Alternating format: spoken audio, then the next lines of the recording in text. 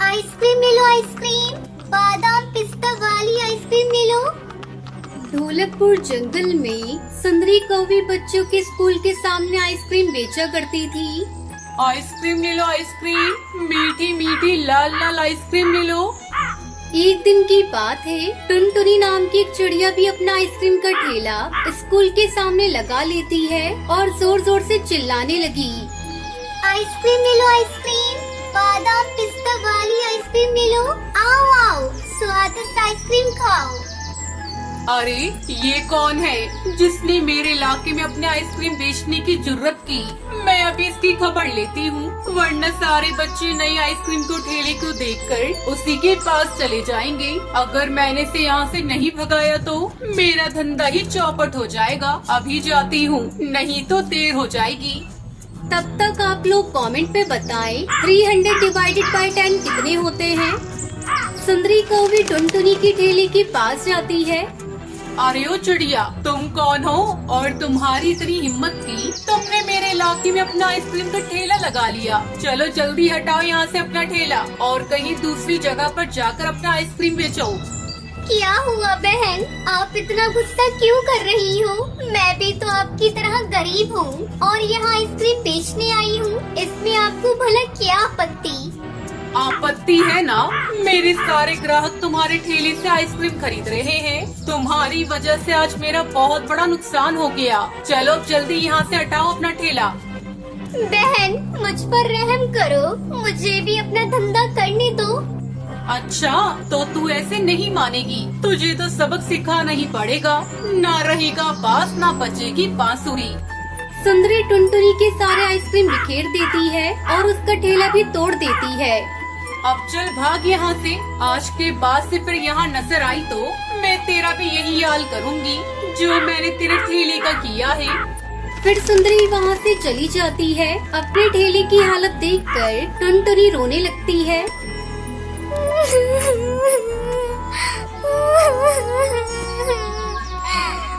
हे भगवान, मैंने उसका क्या बिगाड़ा था जो उसने मेरी ऐसी हालत कर दी। अब मैं कहाँ जाऊँ, किससे मदद मांगू? मैं ऐसे अपनी बेटी को कैसे बचाऊँ? मेरे पास तो कुछ भी नहीं बचा जिसे गिरवी रखकर मैं पैसे लाऊं। इस तरह दिन गुजर जाते हैं। एक दिन सुंदरी कौवी देखती है कि टुनटुनी चिड़िया भीख मांग रही है। अरे ये तो वही चिड़िया है, अच्छा सबक सिखाया इसे मैंने, अब ये भीख मांग रही है। भैया भगवान के नाम पर कुछ दे दो भैया, 2 दिन से मैं और मेरी बेटी ने कुछ नहीं खाया।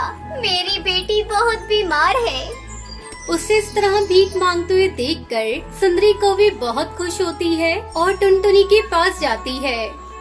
ए चिड़िया, तुमने तो अच्छा धंधा शुरू किया है भीख मांगने का। अगर तुमने उस दिन मेरी बात मानकर कहीं और ठेला लगा लिया होता तो, पर नहीं, तुम्हें तो यहीं अपनी आइसक्रीम बेचनी थी। अब मांगो बैठकर यहाँ भीख। बहन मेरी भी तो सुनती जाओ, मुझे तुम्हारा धंधा चौपट करने का कोई इरादा नहीं था, लेकिन क्या करूं, मेरी बेटी बहुत बीमार है। उसके इलाज पे बहुत पैसे खर्च हो रहे थे, जिसके चलते मेरे दुष्पति ने हम माँ बेटी को घर से निकाल दिया। मैं अपनी बेटी को मरता नहीं देख सकती थी, इसलिए किसी के कहने पर मैंने पैसे कर्ज लेकर आइसक्रीम का ठेला लगाया था। लेकिन तुमने मेरी मजबूरी जाने बिना मेरा सब कुछ तोड़ दिया। अब मेरे पास भीख मांगने के सिवा दूसरा कोई चारा नहीं। टुनटुनी की दुख भरी कहानी सुनकर सुंदरी को बहुत दुख हुआ। मुझे माफ कर दो बहन, मैंने तुम्हारा जो भी नुकसान किया है उसे मैं पूरा करूंगी। मैं तुम्हारे लिए आइसक्रीम का ठेला बनवा कर दूंगी। आज के बाद से हम दोनों ही अपना ठेला स्कूल के पास लगाएंगे और मैं तुम्हारी बच्ची का इलाज भी करवाऊंगी। तुम चिंता मत करो और आज से भीख मांगना छोड़ दो। अगले दिन से टुनटुनी सुंदरी के पास ही अपना आइसक्रीम का ठेला लगाने लगी और खुशी खुशी आइसक्रीम बेचने लगी।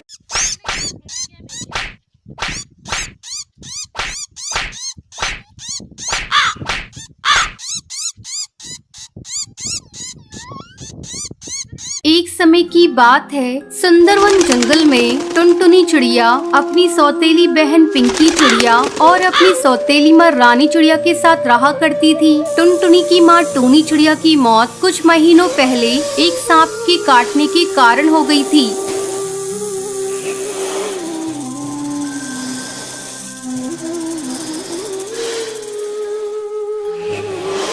तब बंटी कबूतर एक विधवा चिड़िया से शादी कर लेता है। पिंकी चिड़िया उसी की बेटी थी। पिंकी चिड़िया टुनटुनी पर बहुत अत्याचार करती थी।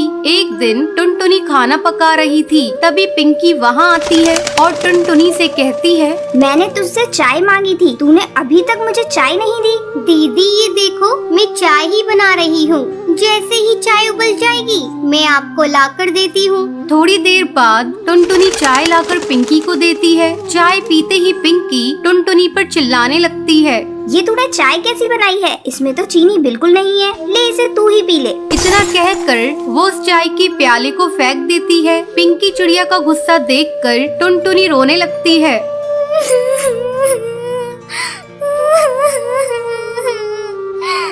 टुनटुनी की रोने की आवाज सुनकर रानी चिड़िया वहाँ आती है। तब टुनटुनी रोते हुए उससे कहती है,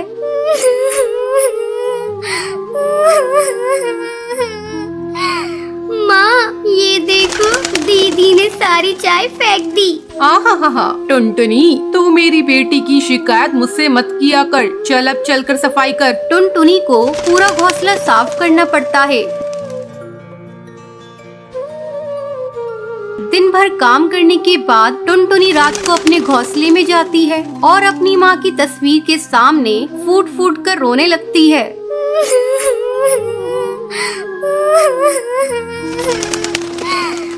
माँ तुम मुझे छोड़कर कहाँ चली गई? पिंकी चिड़िया मुझे बहुत सताती है। पापा भी अब मुझसे पहले की तरह प्यार नहीं करते।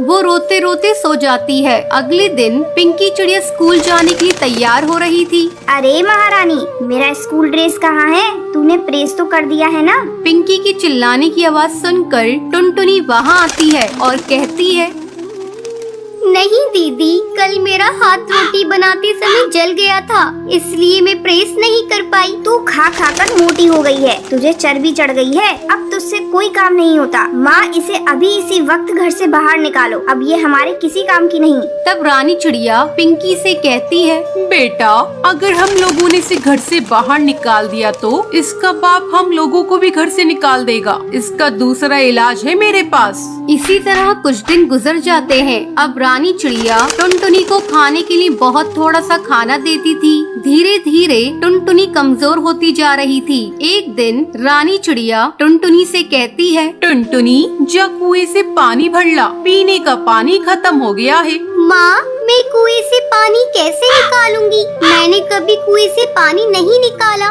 मैं कुएं में गिर जाऊंगी। तू डरती क्यों है? तेरे साथ पिंकी चिड़िया भी जा रही है। हिम्मत करके टुनटुनी पानी भरने के लिए कुएं पर जाती है।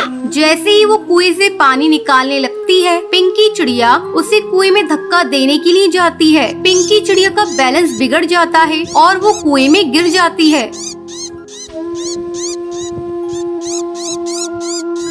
मुझे बचाओ, मैं डूब जाऊंगी। मुझे बचा ले टुनटुनी, मैंने तुझ पर बहुत अत्याचार किए हैं टुनटुनी, मुझे माफ कर दे, मुझे बचा ले किसी तरह से। दीदी तुम चिंता मत करो, ये रस्सी जल्दी से लो और ऊपर आ जाओ। पिंकी चिड़िया रस्सी पकड़कर कुएं से बाहर आ जाती है। उस दिन के बाद से दोनों बहनें खुशी खुशी रहने लगती हैं।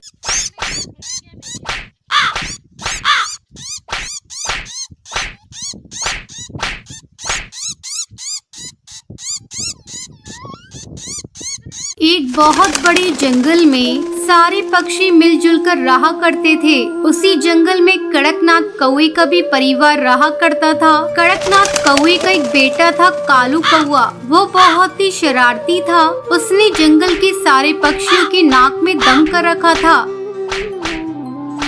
एक बार की बात है, बहुत दिनों बाद टुनटुनी चिड़िया माँ बनी थी। उसके घर में खुशियों का माहौल था। एक दिन टुनटुनी चिड़िया अपने पति बंटी से बातें कर रही थी। बंटी, बड़े दिनों बाद भगवान ने हमें माँ बाप बनने का सुख दिया है। हम अपने बच्चे को कोई कष्ट नहीं होने देंगे। हाँ टुनटुनी, तू ठीक कह रही है। और हम अपने बच्चों को अच्छे संस्कार देंगे ताकि वो बड़े होकर जरूरतमंदों की सेवा कर सकें और सबका आदर सत्कार करें। हाँ जी, ये बात तो सही है, लेकिन हमें एक बात का ध्यान रखना होगा कि वो कभी भी कालू कौवे से दोस्ती ना करे। आपने देखा है ना, कालू कौवा सभी पक्षियों को कैसे परेशान करता रहता है। वो दोनों अक्सर अपने बच्चे के भविष्य को लेकर चिंता किया करते थे।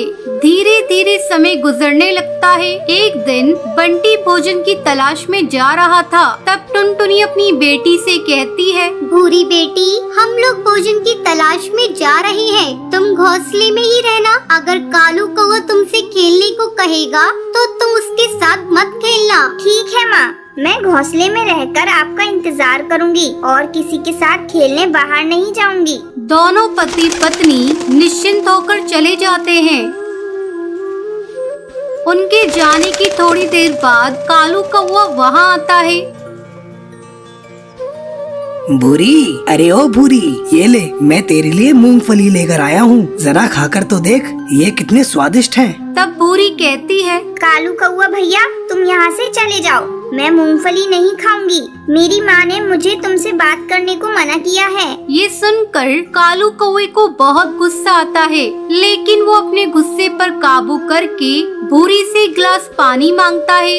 भूरी संस्कारी चिड़िया थी, वो कालू कौवे को ठंडा पानी पीने को देती है। पानी पीकर कालू कौवा भूरी की खूब पिटाई करता है और कहता है, अपनी माँ को बता देना कि तेरी ये हालत मैंने की है। तेरे माँ बाप मेरा कुछ नहीं बिगाड़ पाएंगे। इतना कहकर कालू कौवा वहाँ से चला जाता है। भूरी दर्द से कराह रही थी। शाम को जब टुनटुनी चिड़िया और बंटी कबूतर घर आते हैं तो अपनी बेटी की हालत देखकर घबरा जाते हैं। भूरी अपनी माँ को सारी बात बताती है। तब टुनटुनी गुस्से में कालू कौवे के घर जाती है।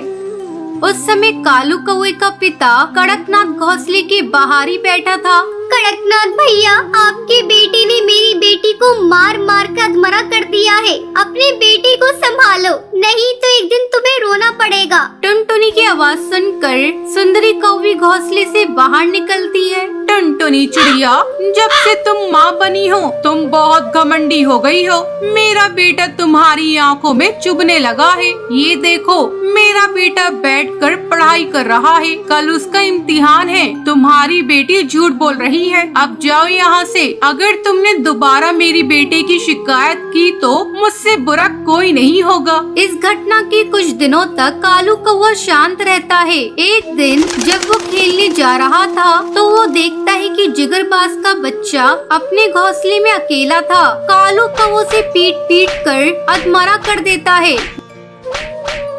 जब इस बात का पता जिगरबाज को चलता है तब वो अपने साथियों के साथ मिलकर कालू कौवे के घर पर धावा बोल देता है। इस हमले में कालू कौवा और उसका पूरा परिवार खत्म हो जाता है। कालू कौवे के बुरे कर्मों का फल उसके पूरे परिवार को भुगतना पड़ता है। उस दिन के बाद से जंगल के सभी पक्षी खुशी खुशी रहने लगते हैं।